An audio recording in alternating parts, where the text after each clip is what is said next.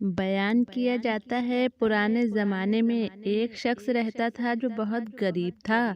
उसके पास दुनियावी नेमतें नहीं थी, ना औलाद थी और ना ही वो ज़िंदगी को सुकून से जी पा रहा था। उसके पास दौलत तो बिल्कुल भी नहीं थी। वो दुआ करता रहता था कि किसी तरह मेरी हर तमन्ना पूरी हो जाए। एक बार उसने सुना कि अगर अल्लाह के नबी हज़रत खिज़्र अलैहिस्सलाम को पुकारा जाए और उनके ज़रिए दुआ की जाए तो दुआ ज़रूर कबूल होती है।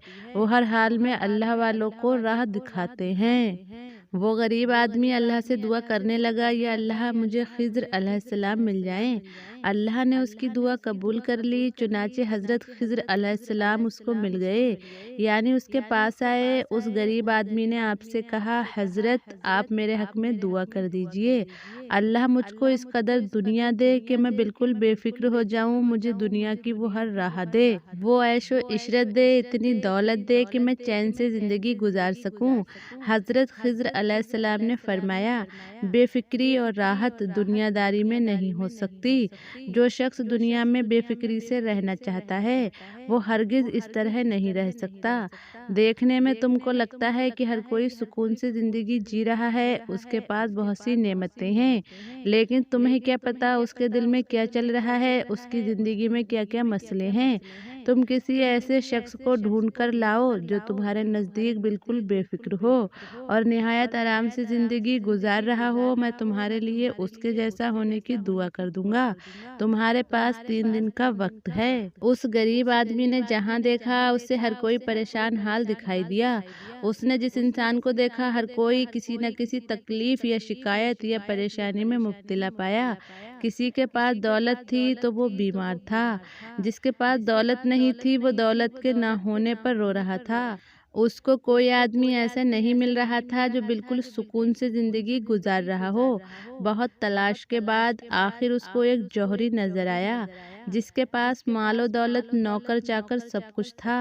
अल्लाह ने उसको औलाद भी अता की थी और उसके पास दौलत की रेल पेल थी। उसको देखकर यही लगता है कि इसे तो कोई फिक्र नहीं है। उस आदमी के दिल में ख्याल आया, इस जैसा होने की दुआ कराऊंगा।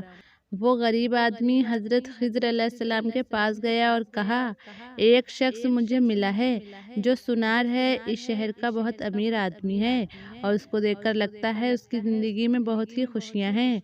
अल्लाह ने औलाद भी दी है और नौकर चाकर आगे पीछे फिरते हैं, बीबी भी उसके साथ है। उसको देखकर मैं तो बहुत ही ज़्यादा मुतासिर हुआ हूँ और मुझे उस जैसी ज़िंदगी चाहिए।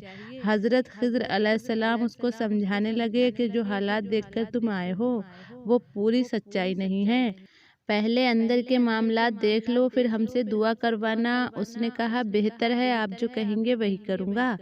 चुनाचे वो सुनार के पास गया और अपना पूरा माजरा उसको सुनाया कि मैं तुम्हें देखकर बहुत ही ज़्यादा खुश हुआ हूँ, और कहने लगा, मैं खिज़्र अलैहिस्सलाम से तुम्हारे जैसा होने की दुआ कराऊंगा। वो सुनार कहने लगा, अल्लाह ने मुझे सब कुछ दिया है, जो कुछ दिख रहा है वो सब कुछ मेरे पास है। क्या तुम मुझे देखकर वाकई बहुत मुतासिर हुए हो?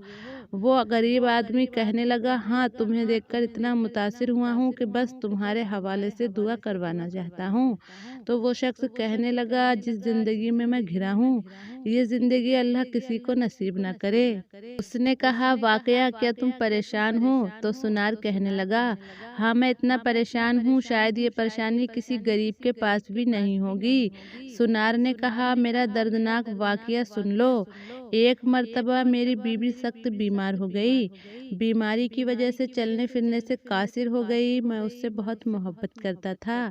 जब वो चलने फिरने से कासिर हो गई, यानी बिस्तर से जा लगी और उसका आखिरी वक्त आ गया, तो मैं उसको मरते हुए देखकर रोने लगा।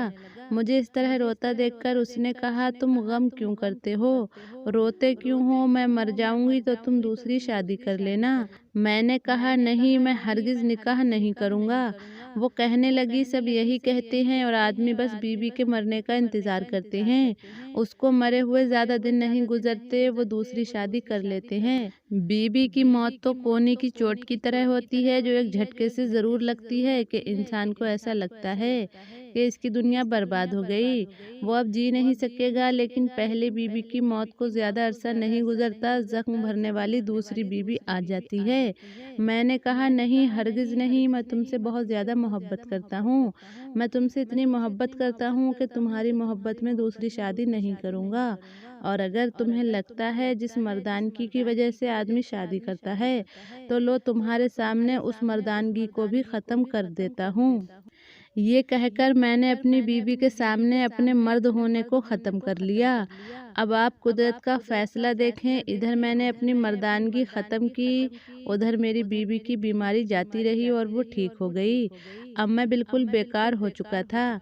मेरी बीवी ने कहा, ये तो तुमने गलत किया, तुमने मेरी खातिर अपनी मर्दानगी को ख़त्म कर लिया, अपने आप को नुकसान पहुँचाया, अल्लाह की दी हुई नेमत को ठुकराया। अब तुम मेरे लिए ऐसे हो गए हो जैसे बेकार दरख्त जिसमें कोई भी फल नहीं लग सकता। अब मुझे बताओ, मैं अपने आप को सुकून किससे पहुंचाऊंगी? मेरे लिए मेरा शौहर तो बिल्कुल अपाहिज हो गया है।